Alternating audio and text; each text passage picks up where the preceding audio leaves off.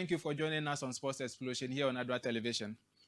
You're welcome. Okay, and we are having a discussion on the Black Stars of Ghana. God willing, tomorrow we are playing against the Eagles of Mali, and we need to win that particular game if we stand a chance of qualifying to the 2026 World Cup. But looking at the squad that Coach Otuado called last week, which system do you think will fit these players heading to tomorrow's game against Mali?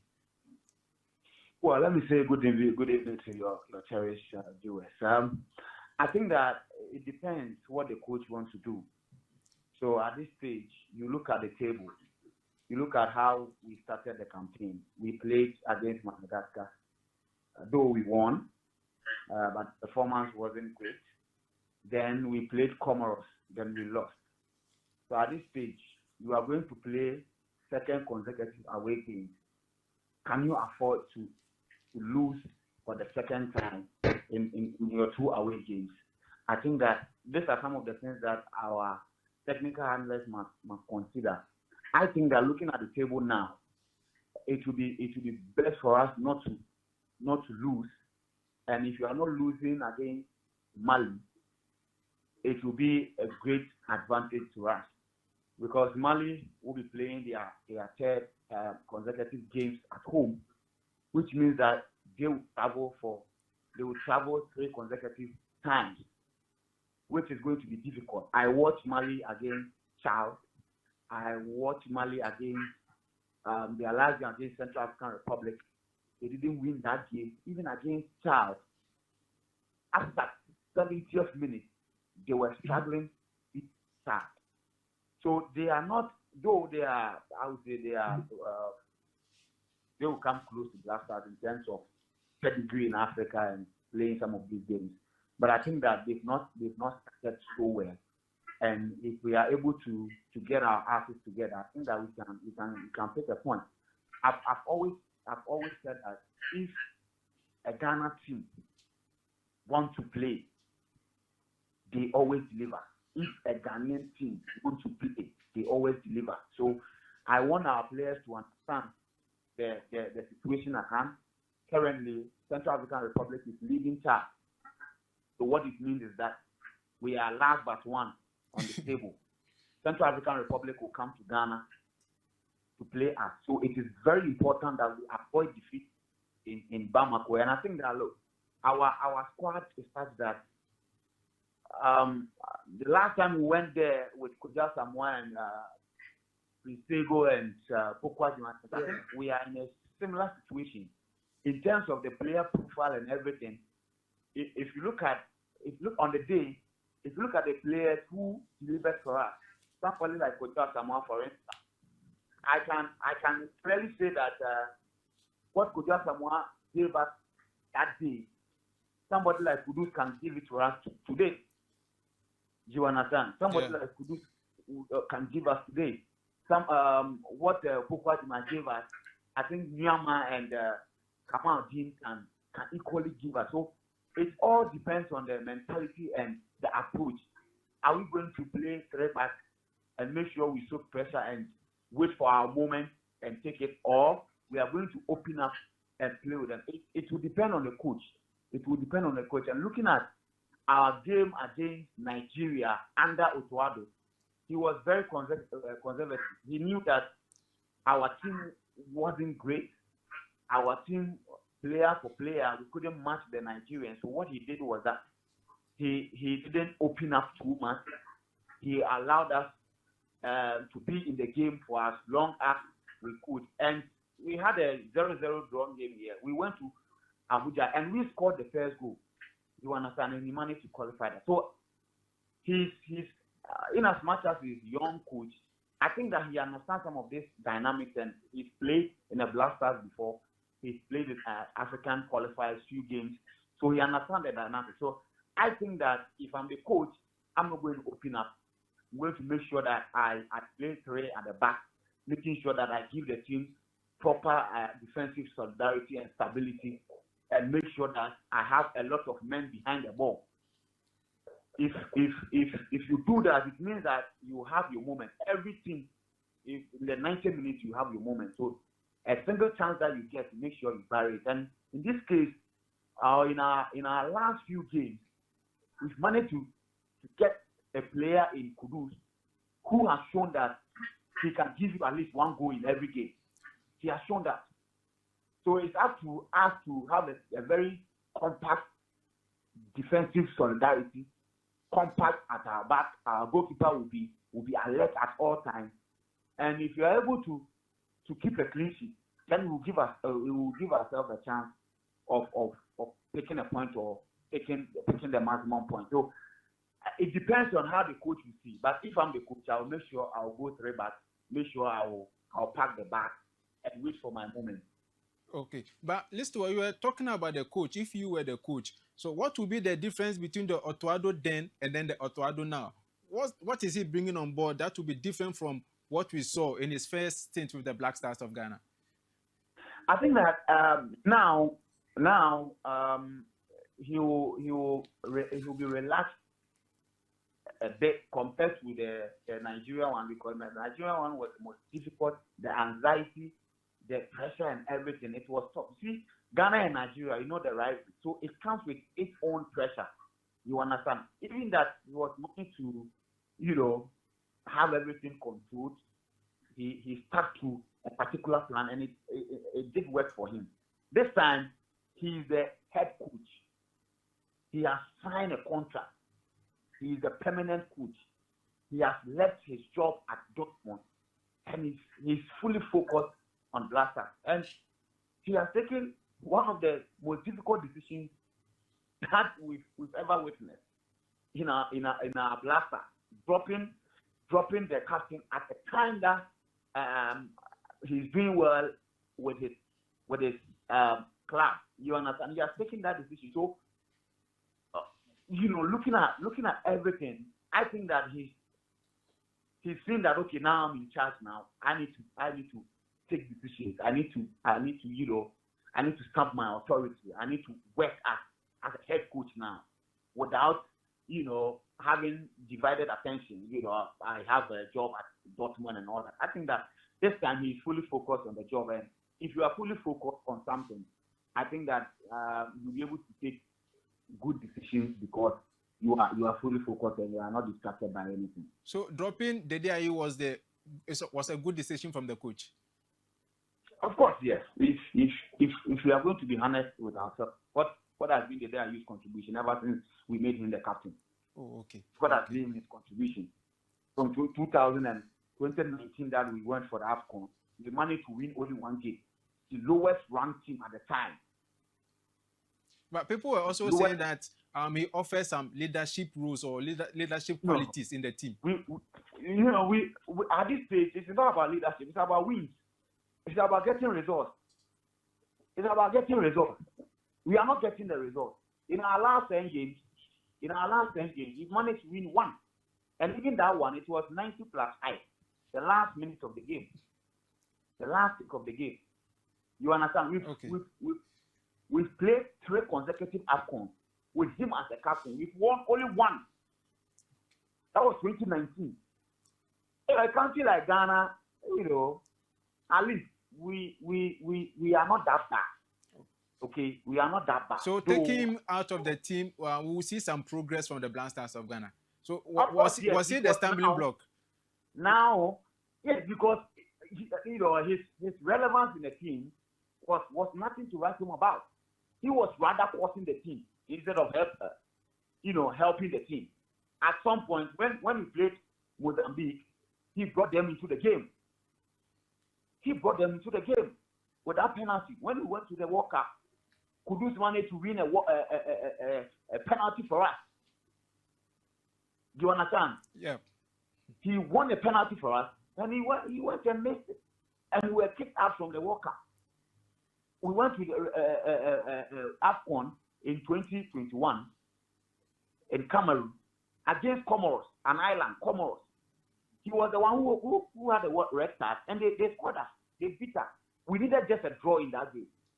He had the work. So I don't want a situation whereby it will be like maybe you are hating on the person. No, I'm not hating on the person. It's life. It's life, and football is like a product life cycle. You reach your peak, and diminishing returns will set in.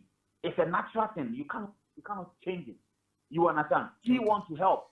By the end of the day, he's rather causing the team. I can't understand, or I can't fathom how Adingra will be the best young player at the last AFCON. Adingra played more minutes than Nyama. Adingra is not a better player than Nyama.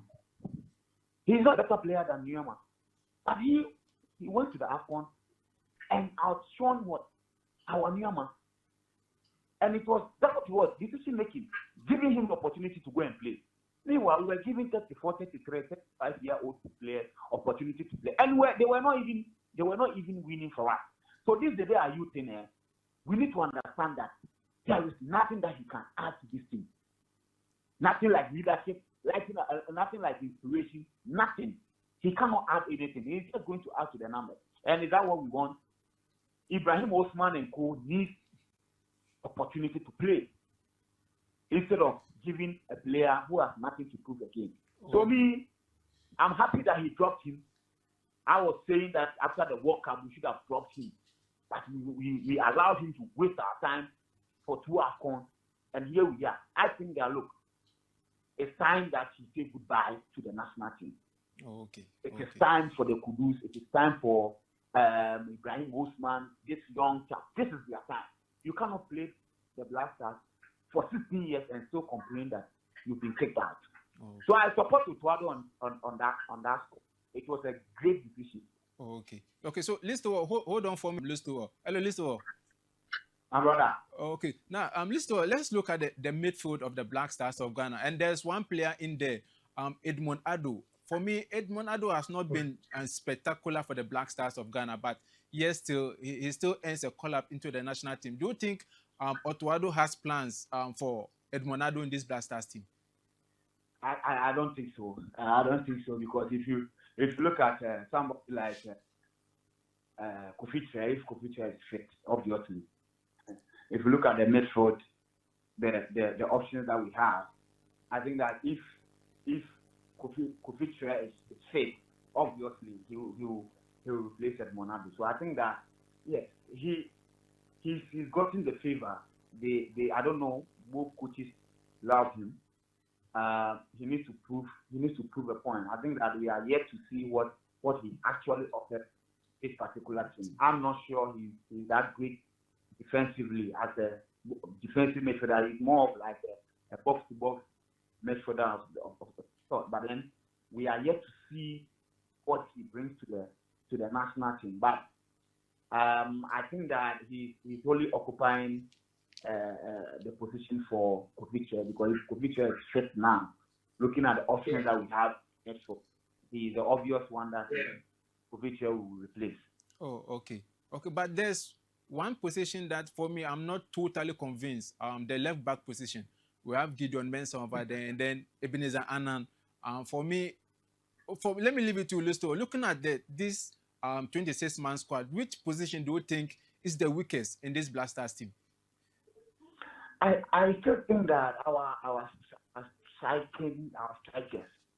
strikers. Yes, our strikers. We will say Kudus is a midfielder. Our strikers haven't shown that ruthless in front of goal. You know, they barely score. You understand? They barely score. So I think that they need to improve. Somebody like Samuel, he works so hard for the team, but he needs to add some goals to his game, at least. Because in our last friendly game, he had some opportunities that I think that he should have scored at least one. So we need to improve that. Then our goalkeeping department. So I was heartbroken when we couldn't get Akologo to join the team, because I think that he brings something that our goalkeepers don't. He brings some level of aggression, some level of communication, and that naturally very good in terms of organizing his defense and all that. But he has chosen Bolivia ahead of us. So we will go with the activity. I think that he needs to understand that he's the number one, obvious number one now. Yeah. He needs to understand that. And if he understands that he's the obvious Black Stars number one. I think that he will impose himself much better. I think that he doesn't impose himself much better. He doesn't want to commit mistakes. He doesn't want to, add any access to his game, like, communicating and shouting and, that sort of thing. I think he's too down for me when in the post, but I think he's currently the best that we have now. Oh, okay. So the onus is on him to prove a point. He's been around for a very long time, so I don't see why he appears to not have that confidence a goalkeeper needs to be in the post for us. So I think that that is the only place that I think the two places. But with the right left back position, I think that we need to trust some of the players more. We need to trust. I think that we fail to trust them. We fail sometimes. There are some players that you need to trust them. If you trust them, you get the best out of them. The Annan guy, I saw him against Nigeria and Uganda, and I think that he's decent.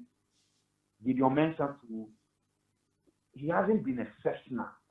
He will have a good game, and the next game will be below average. So I think that he needs to be consistent. He should add consistency to his game. But you ask yourself that, okay, in his club, he normally plays as a left wing back. In Ghana, he plays as a left back. Now you ask yourself, the player who plays as a left winger, do they understand each other? Do they complement each other? It's also very important, because we've seen Dede Ayew and Listowel Mensah, how they complemented each other. It's happened. We saw Cristiano Ronaldo and Marcelo. You understand? Yeah. So it is important that we need to find a player that can, and this today, this guy is playing, tomorrow the other guy is playing. You don't have, consistency in terms of our selection, and it's also a problem. So with Otuado now, I want to see how he's going to set up his team. I'm desperate to see how he's going to set up his team. Okay. That, setting up your team in a way that will get the best out of all your players is also a job of a coach. Oh, okay. You understand? So these players are not bad as we think, because I watched them. I watched Elisha Usu, Listowel Mensah. I watched this guy, and you ask yourself that you have this quality, and you come to the Black Stars and you cannot even string a pass. What is the problem? So, as a coach, your ability to get the best out of some of these players is also crucial. So, hopefully, I think that Jordan Ayew should start from the bench. I want to see Nyama. I want to see the players who will run at their opponent, go to the bar line and cross the ball into the box. Give the team a chance to win. Give the team the chance to score. Okay. So Kamaldeen is there, Nyama is there. You were talking about Kudusu can also play at that position, but I think that in our system, I don't think they will use him as how West Ham used him. I think that he's going to play as a number 10 for us, and that is what I think Wahab is going to deploy him. So hopefully tomorrow we will know how we are going to set up and see. Okay. So, Listowel, before I let you go, what will be your prediction, your scoreline? Well, I think that I want to say Kudus to score. Okay. I want to believe Semenyo will score too, and we will concede 2-1. So 2-1 for Ghana. Yeah. Oh, okay. So that's Listowel Mensah, sports journalist from Angel Broadcasting Network. He's saying that Ghana will win by 2-1 against the Eagles of Mali. So, Listowel, thank you very much for speaking to us on Sports Exploration today. You're welcome, my brother. Okay. Thank you very much. So